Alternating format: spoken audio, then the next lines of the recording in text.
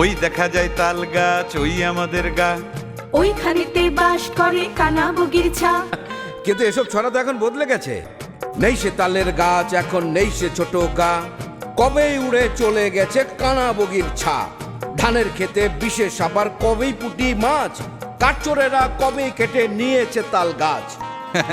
এটা কিন্তু ঠিকই বলেছেন, দোষ তো আমাদেরই। আমরাই তো যাই না গ্রামে, বাচ্চাদেরও নেই না, গ্রামের পরিচয়টা তাদের ইচ্ছা করেই দেই না। বদলে গেছে গ্রামের পরিবেশ, মিলেমিশে থাকার দিনও শেষ। তাহলে তো ওই ছড়াটাও অচল হয়ে গেছে। ওই যে আমাদের ছোট গায়ে ছোট ছোট ঘর, থাকি সেথা সবে মিলে নাহি কেহ পর।